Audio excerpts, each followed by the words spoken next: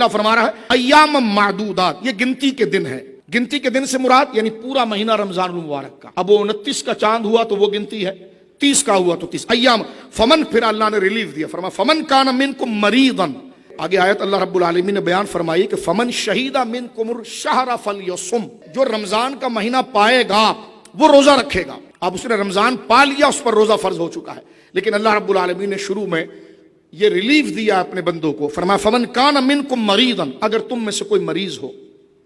یعنی ایسا مریض ہے کہ جس کو مسلمان ڈاکٹر نے، طبیب نے یہ کہہ دیا ہو کہ اگر تم روزہ رکھو گے تو تمہارا مرض بڑھ جائے گا، یا پھر ایسا مریض ہے کہ جو روزہ رکھ ہی نہیں سکتا، اس پر طبیعت ایسی ہے، یا یہ کہ اس کا مرض بڑھ جانے کا ڈر ہو کہ جناب جو ہے اگر یہ روزہ، اور وہ طبیب جو بتا رہا ہے وہ لبرل قسم کا کوئی مردود آدمی نہ ہو، بلکہ واقعی میں خدا سے ڈرنے والا مسلمان ہو. اور بلکہ ہم نے تو یہ دیکھا کہ لبرلز تو بالکل غیر مسلموں سے بھی گئے گزرے ہیں. غیر مسلم بھی ڈاکٹر جو اخلاق اس کے اندر ہوتا ہے وہ کہتا ہے کہ نہیں، اس صورت میں آپ جو ہے وہ روزہ رکھ سکتے ہیں کیونکہ آپ کے مذہب کے اندر روزہ فرض ہے. لیکن میں یہاں پر یہ بات ایسی ضمناً کہہ رہا ہوں، شریعت مطہرہ کے اندر اعتبار خدا طرز خوف خدا رکھنے والے مسلمان ڈاکٹر اور طبیب کا ہے. اگر وہ یہ کہتا ہے، ایک تو مریض ایسا ہے جو مرض ہے اس کا کہ وہ روزہ نہیں رکھ سکتا، لیکن ایک کہ اگر وہ اتنے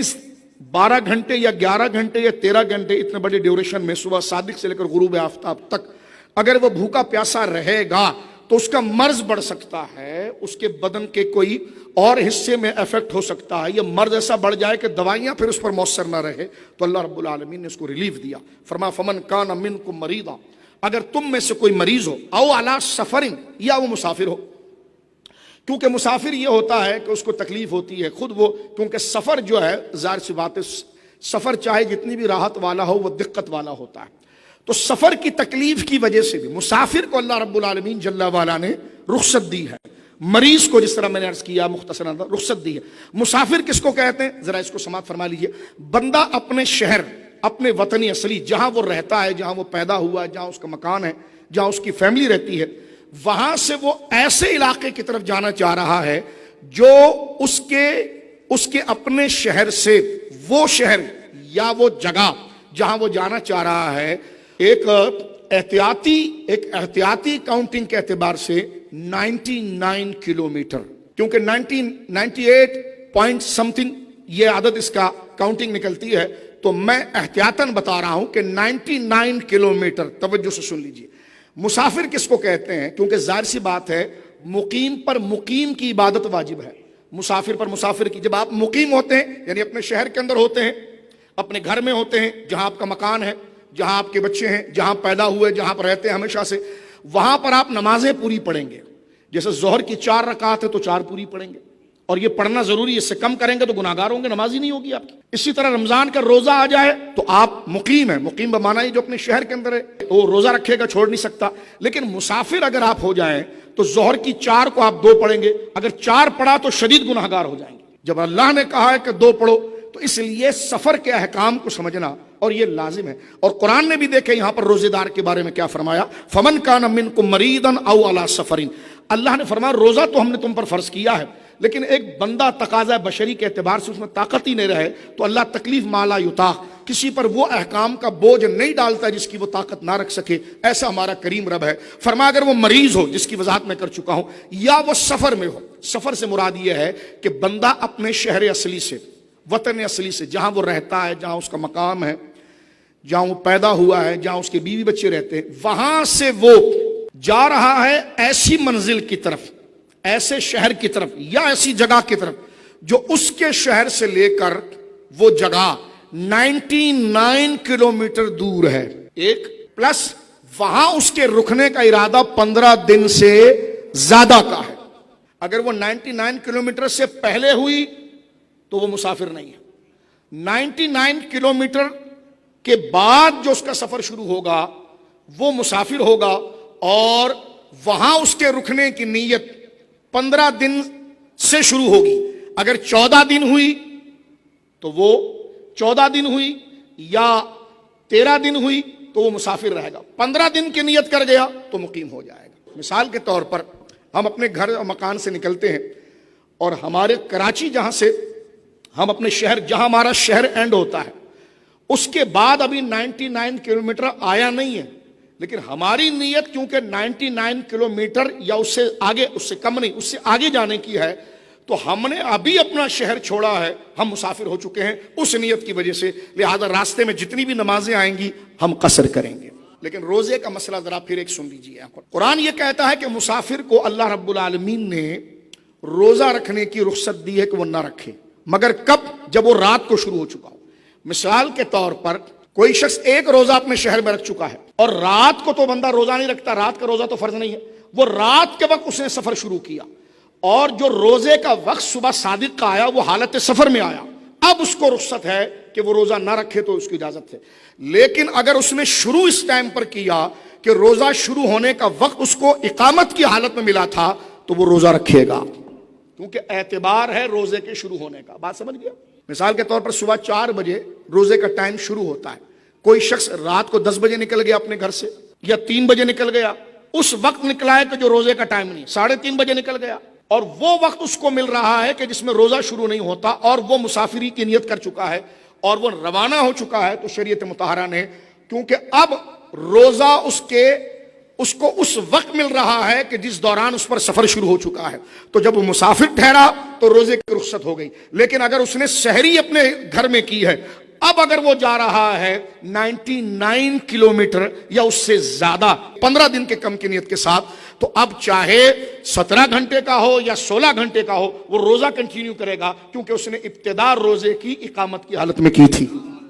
یہ سمپل مسئلہ ہے، بہت آسان سا، کیونکہ سادہ لوگ بیٹھے تھے اس لیے میں نے بہت ڈیٹیل سے بیان کیا تاکہ کل کو کوئی یہ نہ کہے کہ ہمیں مسئلہ سمجھ میں نہیں آیا۔ ایک شخص اتنا بوڑھا ہے کہ عادتاً پریکٹیکل ایسے عمر میں، مثال کہ 80 سال عمر ہو گئی، 70 سال عمر ہو گئی، یا وہ اتنا نحیف ہو گیا بڑھاپے میں کہ اس عمر کے اندر صحت کا دوبارہ لوٹ کر آنا اس کی امید ختم ہو جاتی ہے، اس کو فقہ میں کہتے ہیں شیخ فانی، یعنی ایسا بوڑھا شخص کہ وہ بڑھاپے کی اس دہلیز پر پہنچ چکا ہے کہ دوبارہ صحت تو لوٹ کر نہیں آئے گی، تو یہ شیخ فانی ہے۔ اس کے لیے شریعت مطہرہ کا یہ حکم آگے آ رہا ہے، وَعَلَى الَّذِينَ يُطِيقُونَهُ فِدْيَةٌ طَعَامُ الْمِسْكِينِ، اور جنہیں اس کی طاقت نہ ہو روزہ رکھنے کی، وہ بدلہ دیں گے ایک مسکین کے کھانے کا، یعنی ایک صدقہ فطر جو آپ دیتے ہیں وہ ایک۔ لیکن صدقہ فطر کس کے لیے ہے؟ شیخ فانی کے لیے۔ شیخ فانی کون ہے؟ اتنا بوڑھا شخص جس عمر میں داخل ہو چکا ہے کہ عادتاً ایسی عمر سے دوبارہ صحت کا بحال ہو جانا ممکن نہیں ہوتا، لیکن اگر صحت بحال ہو گئی تو اب فدیے سے کام نہیں چلے گا، روزے کی قضا کرے گا۔ اسی طرح عام جو مریض ہوتے ہیں، مثال کے طور پر بخار آ گیا، شدید بخار تھا یا شوگر ہائی ہو گئی، ڈاکٹر نے روک دیا کہ آپ کچھ دن روزہ روک دیجیے آپ، ٹھیک ہے نا، اور آپ جیسی شوگر کنٹرول ہو جائے گی تو آپ روزہ رکھ سکتے ہیں، تو یہ 1 دن یا 2 دن جو چھوٹے ہیں اس کا فدیہ نہیں، اس کی قضا ہے۔ فدیہ صرف اس بوڑھے شخص کے لیے ہے کہ جو شیخ فانی ہے، جس کی عادتاً عمر میں وہ صحت لوٹتی نہیں، لیکن اگر وہ صحت یاب ہو گیا اور روزہ رکھنے کی طاقت اس میں آ گئی تو فدیہ بھلے دے چکا ہے، وہ اس کے لیے نفل بن جائے گا اور وہ روزے کی قضا کرے گا۔ اب یہاں پر یہ ہے کہ اگر کوئی شخص بڑھاپے میں ہے، شیخ فانی ہے، فدیہ نہیں دے سکتا، اس کے پاس پیسہ نہیں ہے، وہ فقیر و مسکین ہے، تو پھر شریعت مطہرہ اس کے بارے میں کہتی ہے کہ وہ اپنے اس گناہ کے اوپر جو اس نے چھوڑ دیا ہے تو وہ تقصیر پر اللہ رب العالمین سے توبہ کرے تو اللہ رب العالمین اس توبے کو اس کے لیے فدیہ بنا دے گا۔ اب یہ آیت پوری کلیئر ہو گئی تاکہ اب معنی آپ کے سامنے، یا الذین آمنوا کتب علیکم الصیام کما کتب علی الذین من قبلکم لعلکم تتقون ایاما معدودات فمن کان منکم مریضا او علی سفر فعدۃ من ایام اخر وعلی الذین یطیقونہ فدیۃ طعام مسکین۔ ٹھیک ہے، اب آگے اللہ فرما رہا ہے فمن تطوع خیرا فهو خیر لہ۔ ہم نے جو کہا ہے نا کہ وہ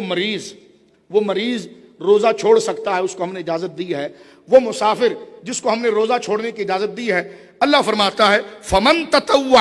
اگر وہ نیکی میں زیادہ کرے تو اس کے لیے بہتر ہے، وان تصوموا خیر لکم ان کنتم تعلمون، باوجود اس کو رخصت ملنے کے اگر وہ حالت سفر میں روزہ رکھ لے تو اللہ فرماتا ہے یہ اس کے لیے بہت بڑی نیکی ہے، شاید وہ اس بات کو سمجھ لے۔ طالبہ نہیں ہوگا اس سے، سرکار دو عالم صلی اللہ علیہ وسلم سے دونوں ثابت ہے۔ یہ بھی میں آپ کو عرض کر دوں، کسی مسافر کو آپ زجر نہیں کریں گے، ڈانٹیں گے نہیں، شرمندہ نہیں کریں گے، رمضان ہو رہا آپ کھا رہے پی رہے، لیکن اس کو بھی لحاظ چاہیے کہ اگر وہ دیکھتا ہے کہ جناب مقیم لوگ میرے سامنے موجود ہیں، ان کے سامنے وہ کھانا پینا نہ کرے روزے کے احترام میں۔ لیکن یہ دونوں چیزیں عمل مصطفیٰ سے ثابت ہے۔ سرکار کریم علیہ الصلوۃ والسلام نے سفر کی حالت میں روزہ نہیں بھی رکھا اور رکھا بھی، تو یہ دونوں چیزیں قرآن کریم، تو اگر کوئی حالت سفر کے اندر ہے، اور میں نے بتا دیا کہ وہ کب اس پر مسافر پر بھی روزہ ہو سکتا ہے، کب؟ جب اس نے روزہ شروع ہونے کے ٹائم کو اقامت میں پایا، لیکن روزہ شروع ہونے کے ٹائم کو اس نے نیت سفر اور سفر کے دوران پایا ہے تو وہ مسافر ہے، اور مسافر کے اوپر شریعت مطہرہ کا دعویٰ نہیں ہے، اس کو رخصت دی ہے کہ وہ تکلیف ہے، اس کو اذیت ہو سکتی ہے، کبھی ہوٹل نہ ملے، پانی نہ ملے، کوئی انتظام نہ، وہ زمانہ تھا تو یہ، لیکن یہ حکم زمانے کے ساتھ نہیں، اللہ کا حکم ہے، یہ اب عام ہے، لیکن اللہ فرماتا ہے پھر بھی اگر وہ روزہ رکھ لے تو یہ اس کے لیے بہت ہی بہتر ہے۔ حدیث کے اندر علماء نے اس ماں کو بھی شمار کیا ہے جس کا بچہ دودھ پیتا ہے، وہ بھی روزے سے مستثنا ہے۔ اگر وہ بچے کو دودھ پلائے تو اس کی اپنے جسم پر کمزوری طاری ہو سکتی ہے، یا بچے کو غذا مکمل طور پر نہیں مل سکتی ہے، تو وہ ماں بھی اس سے مستثنا ہے، وہ بھی مریض کے حکم میں داخل ہو کر شریعت مطہرہ کا اس ماں سے مطالبہ نہیں ہے، رکھ لے بہتر ہے، لیکن بچے کی زندگی کا سوال ہے، اپنے صحت کا سوال ہے۔ اگر مسلمان طبیب یہ کہے کہ آپ جو ہے وہ روزہ نہ رکھیں، یہ آپ کے لیے بہتر ہے، آپ کے بچے کے لیے، تو طبیب مسلمان کے مشورے پر عمل کرتے ہوئے اپنی صحت اور اپنے بچے کی صحت کو ترجیح دیتے ہوئے اگر وہ رمضان کے روزے نہ رکھے تو گھر والے اس کو تانا نہیں دے سکتے، یہ اللہ کا حکم ہے۔ اور بعد میں بچہ جب دودھ سے اس کی ذمہ داری روٹی اور کھانے کی طرف آ جائے اور ماں کی صحت کے لیے کوئی نقصان نہ ہو تو پھر وہ اپنے روزے کی عام دنوں کے اندر وہ قضا کر لے، اپنی مرضی سے دیکھ لے۔ گرمی کے اگر روزے زیادہ لمبے ہیں تو اس کو چھوڑ دے، سردی کے روزے آہستہ یعنی رکھنے میں آسان ہوتے ہیں، اس کا دورانیہ کم ہوتا ہے تو وہ سردی کے روزے رکھ لے۔ اسی طرح وہ بہنیں جنہیں ایام ہیں، جو ان کے لیے گویا کہ ان کے لیے رکھا گیا ہے، جو ایام کے دنوں میں وہ ہوتی ہیں، وہ بھی اس سے مستثنا ہے، ان سے بھی روزہ اٹھ جاتا ہے۔ یا بچے کی ولادت ہوئی اور نفاس شروع ہو چکا ہے تو نفاس اور حائضہ دونوں کو شریعت مطہرہ نے اسی مریض کی کیٹیگری میں رکھتے ہوئے ان کو بھی شریعت مطہرہ نے مستثنا رکھا ہے کہ حائضہ پر روزہ نہیں ہے، نفاس والی پر روزہ نہیں ہے، کہ بلکہ وہ جب پاکی اختیار کر لے اور جتنے روزے چھوٹ چکے ہیں وہ اپنے لیے کسی سہولت کے دن کا انتخاب کرے اور اس روزے کی قضا اسی رمضان شریف کے روزے کی نیت کے ساتھ کرے۔ ایک دلچسپ بات یہاں پر ہے، مسافر کو ایک بڑا اچھی اس کو سہولت دی گئی ہے۔ مثال کے طور پر جو مسافر ہے،